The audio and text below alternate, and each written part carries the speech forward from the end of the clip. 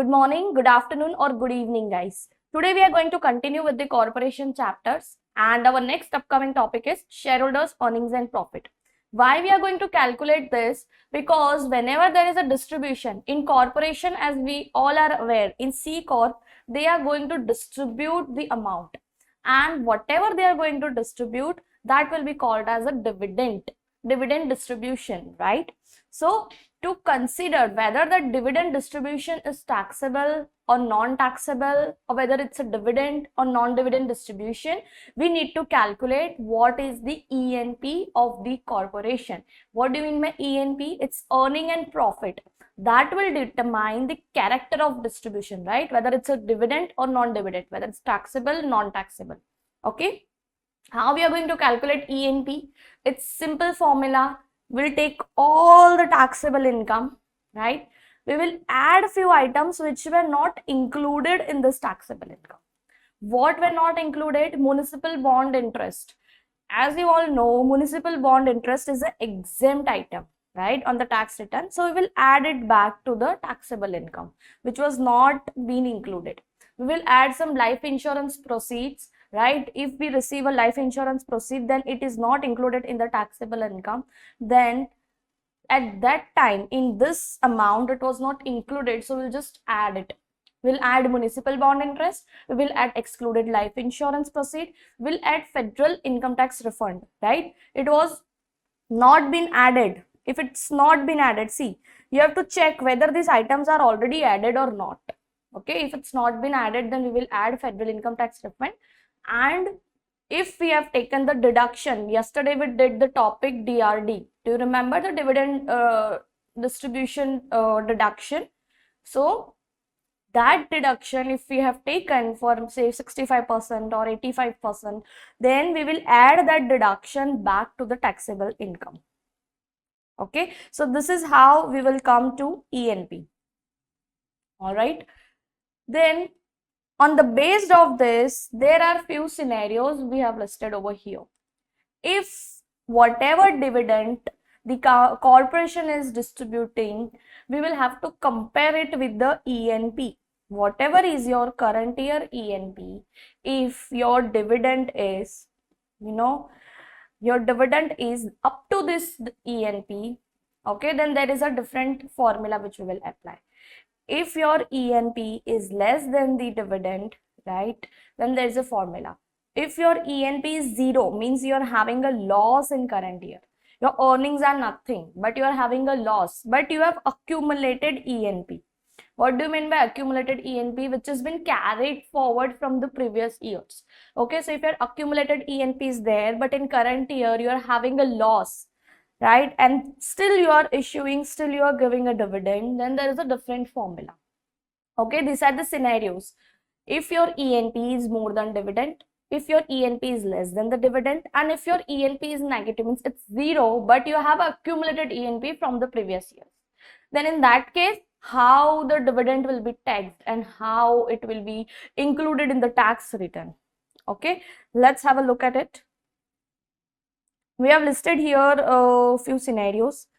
First, if ENP distribution, if ENP is more than the distributions, right, means you have enough amount to distribute it to the shareholders. You have enough amount. If you are distributing it to the other members, owners, and shareholders, it will not go negative. So at that time, whatever we are distributing, the whole amount will be treated as a dividend. First scenario is clear, right? If your ENP is more than the distribution, ENP means what? First you will calculate this. If this is more than your dividend distribution, then treat the whole amount as a dividend. That's it. Second is, if your ENP is less than the distributions, right? If your ENP is less than distribution, means you have current year ENP, but once you distribute it, right, the amount will go into the negative. Your earning and profit will go into negative. How? In that case, what we will do, we'll prorate the amount of distribution. How you will be prorate? There are two steps. First step, what you will do is take the current year ENP, whatever amount you are having, take that. You just divide it by the total distribution. You will get a proportionate ratio, right? Proportionate ratio you will get for that particular ENP. Now apply this proportionate ratio to each and every distribution. See, in the whole year you will be distributing the amount during maybe each quarter, or maybe in 6 months, or it can be 2 or 3 times, right? Whenever you are distributing the amount, just apply this proportion to that distributed amount. Okay, and that proportion which you are applying will be called as dividend. Apart from this distribution, apart from this ratio, whatever amount is remaining will be a distribution of your accumulated ENP. How we will do? See, let's take one example. If your earnings and profit are say 10,000, right?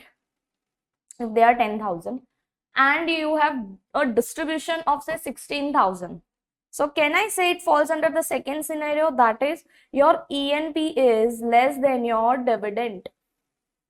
So, and the dividend has been distributed in the form of $4,000 into 4 times, right? They are distributing it for 4 times. So what we will do?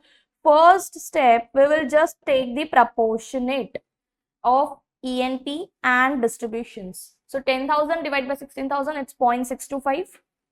We'll directly allocate this 0.625 in each and every distribution. So 4,000 into 0.625, 4,000 into 0.625, 4 times we are distributing. So just multiply this proportion for all the 4,000 amounts. Whatever is the amount which we are getting, in our case, it's $2,500. So out of this 4,000, right? Out of each 4,000, 2,500 will be considered as a dividend, right? And the remaining out of this 4,000, 2,500 is dividend. So whatever is remaining, the 1,500, whatever is remaining will be our distribution from accumulated earnings and profit. Got it, guys? So this is how we are going to calculate in second scenario. First scenario, we had distributions up to the amount of ENP, so the whole distribution will be called as a dividend distribution. Second scenario, we had that ENP is less than the distributions, right? If ENP is less than the distributions and we have current year ENP, see, in this example you saw the ENP is already 10,000. It's not negative, or it's not loss, or it's not zero, right? So up to the amount of ENP, we can say that it is a dividend. Over and above the ENP, we can say that it is a distribution of accumulated ENP. But there is calculation. You can't directly go and 10,000 minus 16,000. So that's the answer. You can't do that. You have to apply this proportionate formula, and then whatever is the ratio, just allocate it amongst each and every distributions which we are going to, the corporate is going to distribute it. Okay. Next is, let's take the third scenario, that is if in current year you have 0 ENP, means in current year you have a loss. Okay, then at that time, how you are going to calculate that whether it's a dividend distribution or whether it's a distribution from your ENP? What you will do is, you will apply the same thing which we did in the previous scenario. Here, instead of taking the current year ENP, what we will do, we are going to take loss. Okay, so just take the losses which we are having in current year, divide by whatever amount we have distributed. So again, we will get one pro ratio amount, a pro ratio. That pro rate will be applied to the amount distributed. It is the same, but only one thing is changed. What is that? Let's take one example. If your loss is say 10,000, right, and your distributions are same 16,000 as we did in previous scenario, but instead of this profit, instead of this ENP, in current scenario we are having a loss. So step 1 is the same, loss divided by distribution. So 10,000 divided by 16,000, it comes to 0.625. There's only one change. What we will do, we'll take the beginning ENP, right? So in previous year, for example, we had accumulated ENP, right? See, when you take the beginning ENP, you will reduce the distribution from the current year ENP. Here you can see your ENP was 10,000, but let's say for example, your beginning ENP was, let's say, 20,000. Okay, so out of this 20,000, how much have you distributed out of ENP? In this scenario, we calculated this, right? 2,500 is our dividend and the remaining 1,500 is out of our ENP. So whatever we have distributed out of ENP, that will reduce from the beginning. So our beginning was 20 minus accumulated ENP distribution, means whatever is a non-dividend, I can say not non-dividend, but apart from that dividend amount, whatever is the remaining to be distributed will be allocated against the beginning ENP. So we'll reduce that, and this is our available, which will be carried forward to the next year. So next year, this will be my beginning. Again, I'll do some calculations. So third scenario, first what we will do, we'll take this beginning ENP. Okay. Out of that, first we will reduce whatever we are distributing, multiply by the ratio. So 4,000 we are distributing, multiply by 0.625 is our ratio, which we calculated in step 1. First thing we will do this. First we will reduce it, then we will come to an amount. Out of this amount, we will distribute the whole amount. 4,000 was our dividend. Out of this, the whole 4,000 as a dividend will be reduced. Got it? This one step is added as compared to the previous one. First, we will reduce the pro ratio of this dividend, and then the whole dividend will be reduced. Same thing we will do for each and every distribution. First, we will reduce the pro ratio, and then we will reduce the dividend. Same thing we'll do. Unless and until you get a negative figure, you will do the same. So here, the first distribution is done. Second 4,000 distribution is done. Third 4,000 distribution is done. Now you receive an amount of 500. For the fourth distribution, when I go to allocate this 4,000 into 0.625, it is 2,500, and here my amount is negative. Here my ENP is negative, right? So what you will do, the whole negative amount, right? The whole negative amount will be called as accumulated ENP, means the whole fourth installment, fourth dividend will be called as non-dividend distribution. See, first, second, third. For distributing first, second, third, you already had a beginning ENP. But for distributing the fourth, you had a negative figure. And due to which you will be allocating the whole fourth amount, fourth installment or fourth dividend amount as a non-dividend distribution. Okay. So what you will do, here already it's a negative figure, right? Now you are going to add back non-dividend distribution of 4,000. So your year ending accumulated ENP will be negative 2,000. Got it, guys? So this was 3 scenarios which can come in exams, like to calculate the dividend and non-dividend distribution. First step is to calculate the ENP, right? Which will be the base. ENP will be the base to calculating the dividend and non-dividend distribution. Once you get the ENP amount, you will see whether your distributions are more than ENP or less than ENP. If they are less than ENP, then treat the whole distribution as a dividend. If your distributions are more than ENP and you have a current year profit you have, or current year earnings and profits are in positive amount, then just apply this step. Second scenarios, there are 2 steps. Apply the current year, apply the just current year or earning, divide by the amount of distribution. You will get a ratio. Allocate that ratio amongst each and every dividend. That amount can be, up to that amount can be called as a dividend. Over and above that will be called as a distribution of your ENP, distribution of from your accumulated ENP, and it will be reduced to the extent of that amount. Third step is, third scenario was what we saw is if ENP is 0 or if it's less or if it's negative, I can say, right? Then what will you do? You just apply the same formula as we did in step 1, losses divided by distributions. So whatever is the pro rate amount which you are getting, first and foremost, you will reduce that pro rate amount from the beginning ENP and then allocate the dividend. Reduce the, see, first you will just reduce that and then allocate the ENP.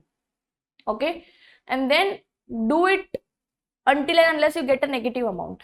So here, once you receive the negative amount, what you will do, you will add back the amount of distribution, the amount of dividend, by saying that it is a non-dividend distribution because we are not having any accumulated ENP now. Okay, it's negative. So we'll just add back and this will be your non-dividend distribution. Got it, guys? Let's move to the next topic. It's figuring taxes. So since we are learning the corporation chapter, we have to know that what types of tax rates will be applicable and to what kind of organization, like types of corporation we have already done, right, in the initial stage. So if it's a corporate, directly a C corp, then 21% will be applicable. AMT is not applicable, right, alternative minimum tax, which you might have done in the part 1. Third is accumulated earning tax. So accumulated earning, right now we did this accumulated ENP, right? Whatever is getting carried forward, that is your accumulated ENP. So accumulated earnings and profit will be taxed at the rate 20%. If the earnings are accumulated for beyond the reasonable needs of business, right? If they are accumulated for beyond the required needs, then only the 10% tax will be applicable. Then we saw a personal holding company, right? PHC we'll call it. For them, it will be 20% of undistributed holding. Undistributed, whatever earnings they have earned, they have to distribute it. If they have not distributed it, then the tax they will have to pay is 20% of undistributed. Personal holding company, if meets 2 criteria. See, first criteria is ownership criteria, second is income test criteria. If you are fulfilling both the criteria, right, then only it will be called as PHC. First is ownership criteria. If more than 50% is held by less than 5% of individuals during last half of the tax year. Okay, this we saw. More than 50% is held by less than 5 individuals. Second is income test. Income test means what? At least 60% of the corporation income is PHC income. Now, what do you mean by PHC income? It's a kind of passive income, I can say. That's dividend, interest, rent, and royalties. If up to this, at least 60% of the whole income are coming from this passive income, and you are having ownership criteria of more than 50%, which is held by less than 5 individuals, right, then PHC criteria is met. And this rule will be applicable, means they will have to compulsorily distribute their whole amount of income between the members or the owners. And if they don't distribute, whatever is the undistributed, they will just have to pay tax on that amount for 20%. Okay. Second is, if you're a personal service corporation, means you are providing services, right? There's personal service like accounting services, taxation services. Your own existence is involved in that. Personal service corporation, do you remember we did in the, I guess, previous session? So if the accumulation is up to 2,50,000, or in case of personal service corporation, if your accumulation is 1,50,000, right? If yes, up to, I'm saying up to this, then there will be no tax. But if your accumulation is more than this amount, right, then accumulated ENP are higher than the above limits. If they are above than this, then ENP tax will be applicable at the rate of 20%. Right, this is for accumulation. This is for this scenario, I'm saying. This 20% will be applicable, but there are still criteria. If your ENP is up to 2,50,000, then no need to pay any PHC tax, right? The accumulated ENP tax, I can say. But if it's more than 2,50,000, then you'll have to pay tax at the rate of 20%, whatever you have accumulated and you have not distributed. So that's why each and every year there will be a dividend distribution, but you have to just make calculation whether it's a more than ENP or less than ENP, or it's negative or what. Okay, and if you accumulate, see the this ending balance, if this is more than or equal to 2,50,000, right, then you'll have to pay flat tax at the rate 20%. And in case of PSC, Personal Service Corporation, if it's more than equal to 1,50,000, then you'll have to pay the tax at the rate 20%. If it's up to it, then no issue, you can just carry it forward to the upcoming years. But remember, it should not accumulate and create a figure of more than 250 and more than 150. So this was about the tax rates which we are going to apply in case of corporations. Next is Schedule L, M1, M2, M3, the heart of the corporation, S Corp and partnership chapter, right? Remember one thing, Schedule L is for balance sheet, right?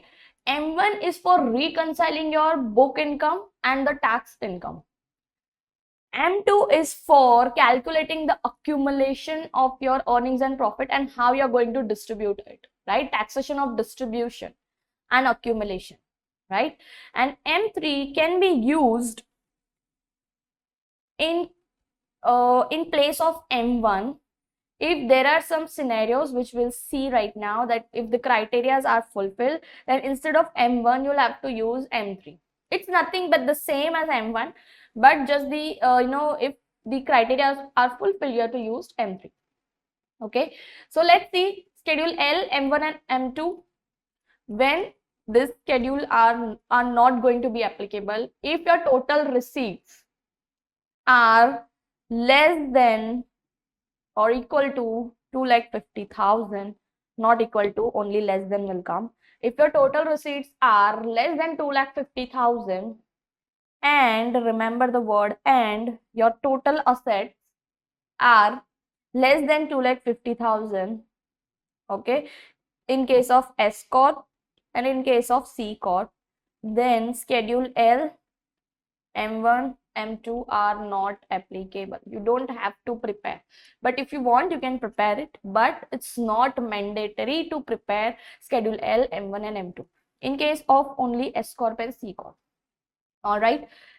But if you're a partnership, again the total receipt should be up to 2,50,000, and if your assets are more than like up to 1 million, then no need to file L, M1 and M2.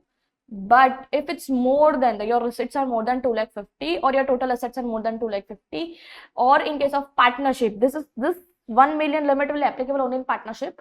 For other two, it is 250 only for S Corp and C Corp. Okay, then you'll have to file Schedule L, M1, M2. As I said, Schedule L is a balance sheet. That balance sheet should be as per your books. Whatever is there in the books, balance sheet should agree with the corporation's books and records.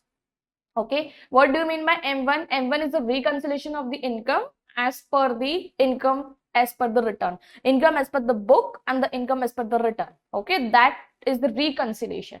So why reconciliation is done? It might happen that book income will include certain items that are not deductible in the taxes. Book and item will include certain incomes which are not taxable or which are exempt, right? So we have to reconcile it to match our book profit and to reconcile it with the tax profit, and then we will arrive at the amount that will be called as corporation income as per tax. Okay, this is what M1. Now instead of M1 we are going to file M3. When will be used instead of M1? If your C Corp or S Corp, remember the word C Corp and S Corp only, on the last day of the tax year, if the assets are more than 10 million, okay, in case of only C Corp and S Corp. Now what about partnership? In case of partnership, there are 3-4 criteria which we need to remember. On the last day of the tax year, see here, on the last day only asset criteria need to be checked if your assets are more than 10 million. But in case of partnership, on the last day of the tax year, if the total assets are more than or equal to 10 million, this is the same. 3 more conditions are there. Adjusted total assets are more than 10 million. More than or equal to, see this sign has gone a little bit down. So more than or equal to, it's 10 million. If the receipts are more than 35 million, okay, and the entity is reporting, entity is a reporting entity partner. What happens if it's a partnership? In partnership, there is a criteria where the entity will call themselves as a reporting entity. Okay, if a partnership is a partner in other partnership, and in that partnership, this partnership firm is a reporting entity. Got it? Any of this condition, if it's get fulfilled, then you will have to file M3 instead of M1. Got it? Next is M2. What do you mean by M2? M2 is nothing but it's a taxation of distribution to the shareholder. Whatever we are going to distribute to the shareholders, including accumulated ENP and all those calculation will be considered in M2. M1 is simply the profit calculation, like the income calculation as per the books and the tax, and M2 it's the distributions calculation. What M2 will do, M2 will help us to analyze the corporation's retained earnings as per the book, unappropriated. We have not yet distributed. So unappropriated retained earnings per book. Second, analysis of accumulated adjustment account, shareholders undistributed taxable income, which was previously taxed, and accumulated ENP and other adjustments. Okay. So we'll see one chart based on this, how we are going to distribute it. There is a stepwise manner that whatever dividend we are distributing, first we have to distribute it from the accumulated adjustment account, AAA we will call it as, then shareholders undistributed income, right, which was previously taxed, and then whatever is there, that accumulated ENP we will take into account, and any other adjustment accounts if they are there in the box. Okay. Third is analysis of the partnership capital account. What cost changes during the tax year in the partners? Tax basis capital account. If there is a distribution in case of partnership, I'm saying there's a distribution or there's a contribution, then obviously the partners basis will change. So with the help of M2 only, you will calculate that what is the remaining basis of the partner, whether it's going in the negative or whether it's still positive, right? So remember, like in practical life, if I say M2 is nothing but it's the beginning balance which will be carried forward from the previous year, right? Obviously. Then we will add current year profit, which will be coming from M1. See, in M1 we had some adjustments, and then we come to the figure that is, income as per the tax. So we'll just add that profit. We will reduce if there is any distributions in case of partnership. We will add if there is any contribution. And then we'll come to an amount that is our retained earnings, I can say, or closing balance, I can say, which will be again carry forward to the next year, right? To the next year as beginning balance of M2. Simple. That is a very simple formula. Okay. Now this in case of partnership. But if I talk about, corporation, then this distribution will be allocated amongst different adjustment accounts, right? Different adjustment accounts, that is what is defined in the second point. Accumulated adjustment account will be there. Second, shareholders undistributed taxable income, which was previously taxed. And third, accumulated ENP, current year ENP will be there. And if there is any other adjustment account, the fourth will be that. Got it, guys? So M1, M2. Now we'll see what are the adjustments that we are going to make in M1. What are the adjustments that we are going to make in M1? We need to add some items, we need to reduce some items. So we'll just quickly look at that. It's very easy, guys. Just you have to understand the concept. Once you understand it and apply it, it will be like very easy for you guys. Okay. So permanent and temporary difference, M1 and M3, I can say there are some differences, some adjustments which will be called as the permanent adjustments. Some adjustment will be temporary adjustments, means for current year we will adjust it and the next year that adjustments will be reversed. So that are temporary difference, or I can say due to timing difference. For example, let's say if a corporation is using accrual basis of accounting in their books, but in the tax they are filing on cash basis, right? On cash basis the return is filed, and if they are using accrual basis of accounting and they have taken certain incomes as on 31st December, but it is not yet received, right? On the cash basis what we are going to take, on actual receipt basis we are going to take, but on 31st December we have not received that income, but we have included it in our tax return. So what we'll do, we'll just reduce that, we'll just exclude that because we have not yet actually received. When we look at filing the tax return as on cash basis, we are not going to include any amount of income or any amount of expense which are not actually received or not actually paid. So that kind of adjustment is called temporary differences. And next year, as and when we will receive it, we will just add it back, or we'll just reduce it back, or we'll just take the deduction. Okay.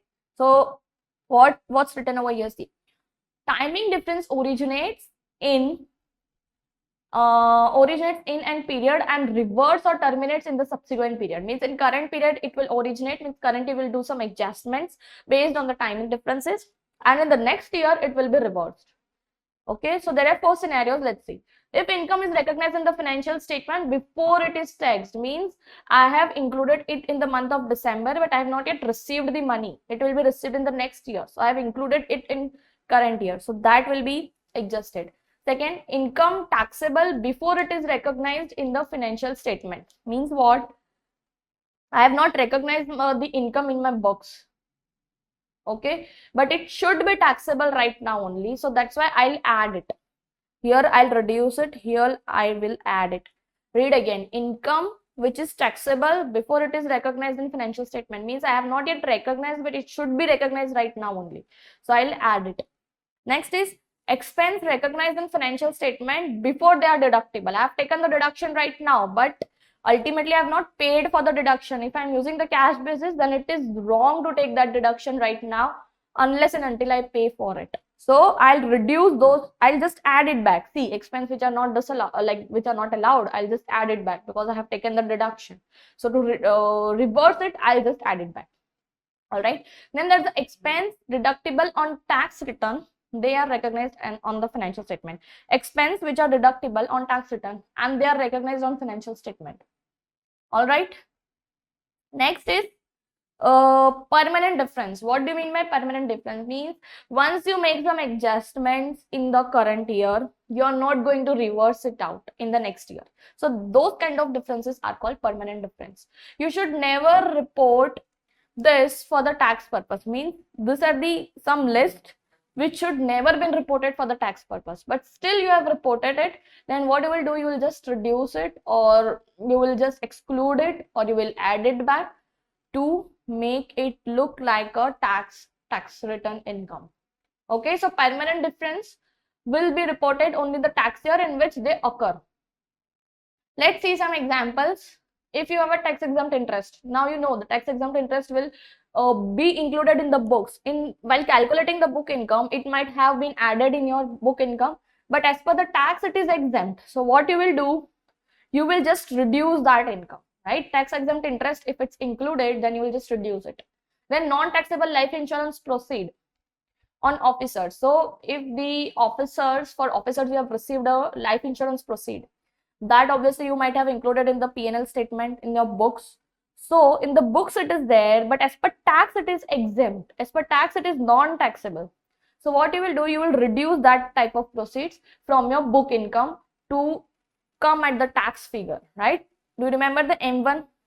M1, that there are the book income. We'll add some items, we'll reduce some item, and then we will come to a figure that is called corporation income as per the tax. Okay, so that's how we are going to calculate this. So tax exempt interest is done, non-taxable life insurance proceed will be done. Third is dividend that qualify for dividend received deduction. Okay, so the bookkeeper doesn't know, right, that they are going to receive a DRD. They are going to receive a DRD of say 65%, for example. Do you remember the chart which we did yesterday? We received some deduction based on the amount distributed, based on your ownership amount, right? So the bookkeeper doesn't know that you're going to receive the deduction. So they directly include the whole dividend in the income. Out of those whole dividends, 65% will be excluded. So that's what we are going to reduce here by way of DRD, as by way of permanent difference. Okay. Then there are some other items. From current year, from 2020 to 2021 only, it's like 100% of meal will be deductible. So in books they might have taken the 100%.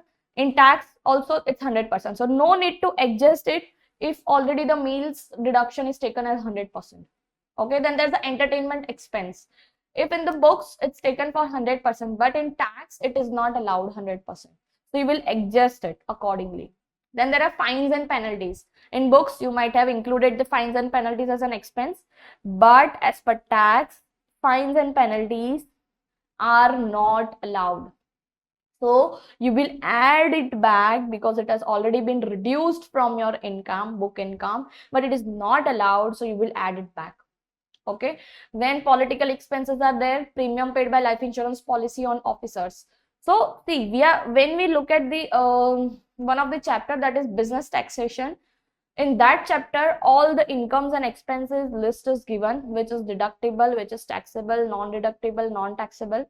Looking at that list, you can figure out whether we have to apply the permanent difference adjustment or not. Okay. So just go through this, it will be clear. Next is M1 reconciliation. Now, as I said, we are going to add some items, we are going to reduce some items. So there is a very concise list over here. First, we are going to start with the net profit as per books. Whatever is the net profit as per books, we'll add some items. What items we are going to add? There are only 4 items. Federal income tax, right? Second is net capital loss. Third is taxable income, which is not on books. And fourth is book expense, which is not on return. Clear? This is very simple. Now let's see federal income tax, why it will be added. Federal income tax, if you have paid the taxes and you have taken it as an expense on your profit and loss statement, then what IRS will say, we are not going to allow you the payment of federal income tax to take as a deduction on your books. But the bookkeeper doesn't know. What he will do, he'll just include all the income, he'll exclude just all the expense in the P&L statement by way of expense, right? So what we will do, the expense which has been already taken in our box, we'll just add it back. That's why it's over here, will be added to the book income. What we are going to add? Federal income tax, current or deferred taxes which we have paid, okay, which are yet to be paid. Means, see, if you are using accrual method and which are yet to be paid, you might have taken it in the books. Or if you're using cash method, then current taxes which you have already paid, you might have taken in the books. So in both the cases, whether it's a cash basis or accrual basis, current or deferred taxes, both will be added back if you have taken in your books of accounts as a expense. Next is net capital loss, excess loss. Why we are going to add it back? Because do you remember, it will be set off only up to the amount of capital gain. So over and above that capital gain, whatever is the amount, we'll just add it back. So short-term capital loss, long-term capital loss can be offset against only STCG and LTCG. Over and above that, we are anyways going to carry it back or carry it forward, right? But the bookkeeper might have taken the whole amount of loss as an expense in the PL statement. So we have to calculate it, bifurcate the amount which is going to be carried forward, right? Third type of adjustment which we are going to do is taxable income which are not included in the books. Fourth is book expense which are not there on the return. All right. See, there are some examples. Income on the tax return not included in the books due to the gap or the timing difference. Do you remember accrual and cash differences? I can say if the client is using accrual basis of accounting and filing the tax return on cash basis, then there will be, of course, timing differences. Then those kind of income, if they are not included in the books, we will add it back. Okay, there are few examples for the third point, that is if there's an installment sale, okay, then as per the tax, whatever installment sale will be done, it will be taxed in the first year itself. So gain is recognized in subsequent year in case of books, or vice versa can happen. If in books they have taken the whole amount as an income, and in tax, if the amount is going to be taxed in the subsequent years, then we'll have to adjust that type of income. Next is gain in excess of book, gain or loss on disposal of asset in case of depreciation. See, as per the books, they are using SLM method, and you know, as per the tax, there are two methods that are makers and acres method. GDS we are using, right? We'll come to this chapter when we go through the business property chapter. At that time, there will be a difference between the book depreciation and I can say tax depreciation. That amount should be adjusted in this first line only. Then there's the prepaid rental income. Remember one thing, if you have paid in advance the rental income, IRS will not allow to take the advance rent to take as a deduction in the current year itself. IRS will allow you only to take up to the 12 month of deduction, means up to 31st December. Over and above whatever you have paid that is not allowed as a deduction will be added back, right? Whatever deduction you have taken. Next is expense on the books, not on the tax return. Simple, that is, these are the expenses which we are going to learn in business taxation chapter in detail. After that, we'll come to this topic again, because once you know that what are the expenses which are going to be reduced or added back, then only you will be able to take a decision like whether we have to add it back or not, how much amount we need to add back. So this, along with the business taxation, you have to learn this one. Next is adjustment that reduces the book income. So see, coming to this table, we have done this. Now less the book income. From book income, what we are going to reduce? So that's over here. Income on the books, not on the tax return, means tax exempt income which you have already included on the books, but as per the tax laws that are not at all taxable. So simply you will just reduce it because it's not taxable, so you just reduce it. What are the examples? First is municipal bonds, we saw. Second is officers life insurance proceeds. Okay, if the premium is non-deductible, of course the proceeds will also be non-taxable, right? Third is installment receipts, shows up as a deferral gross receipt. Okay, installment receipt, if there's an sales on installment basis, this will do in the business property chapter. If there is a sales on installment basis, then in that case how the profit will be taxed. Okay, next is deduction on tax return, but deduction on tax return not included on the books. So in tax the amounts are deductible, but in books you have not taken it as an expense, so simply you will reduce it. Like charitable contribution carryovers, right? If there are some carryovers from the previous year, we saw about the charitable contribution, right? If 10% and 25%, if you remember, over and above that we are going to carry it forward. So in current year, if there is some carryover from the previous year, I'll just reduce it, right? In my books it might not be included, so but as per tax it is deductible, and that's why I'll reduce it. Next is depreciation. If there is a difference in depreciation and we have not taken the proper depreciation, we'll reduce the amount which is allowed as per tax. Simple language, if I can say, in our book income, I'll add some items, I'll reduce some items to reach at my tax income, and this is called my M1 reconciliation. What you are going to add or less? First you have to understand what things are taxable, what things are exempt in our business taxation, right? So just remember one thing, if it is allowed in the tax, then we'll take it. If it's not allowed in the tax, we'll adjust our book income and book expenses. Got it? Next, I have few examples based on the whatever we have done till now. Two examples are there. Let's look at that quickly. If your accumulated ENP at the beginning, see, this is our beginning ENP is say 40,000. For first 6 months of 2021, I have an operating loss of 36,000. Okay, and the total operating loss is 55,000. So what I'll do, 55,000 into for first 6 months, I should allocate 50% of this.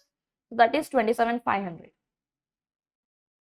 Okay, now I am distributing 15,000. So out of this 15,000, what I'll do, how much should I allocate to the dividend? First, I'll have to check that whether there is any ENP or not, right? So current year ENP is 0. What I'll do, I'll just take the operating loss, okay, and I'll divide it by the distributions by 15,000. Then I'll receive an amount. But in this case, there is other formula which we can apply. Take the operating ENP, accumulated ENP which we are having, that is 40,000. We'll reduce the loss for first 6 months. Out of this 55,000, for first 6 months, my loss was 27,500. I'll reduce that loss. So the time when I'm distributing, at that time, my ENP is 12,500. So only up to the ENP, only up to this amount, I will call as a dividend distribution. remaining will be called as a non-dividend. So out of this 15,000, the 12,000 will be a dividend, and whatever is the remaining will be a non-dividend distribution. Got it, guys? If this type of sum will come, then you will be have to calculate it in this manner. If a part-wise month is given, so take the first 6 month, right? Operating loss of 36,000. We will not take the whole 36,000, but you will see that what is the total loss. Multiply it by the 6 months. So 50% I'll multiply it. So for the first 6 months, my loss was 27,500. All right. Let's move to the second example. There is only one shareholder, Jason. The distributions are 1 lakh. Accumulated ENP is 30,000. C. And current year ENP is 60,000. And Jason's basis is 6,000. Now what you will do? You will distribute this 1 lakh amongst 3 parts. Whatever was your accumulated ENP, what was your accumulated was 30,000, right? And then whatever is your current year ENP is your 60K. So 90K, okay? Whatever is remaining, what is remaining? 10,000 will be, this both will be a non-taxable because they are out of the ENP. But whatever is the remaining, you will compare it with the basis of the owner.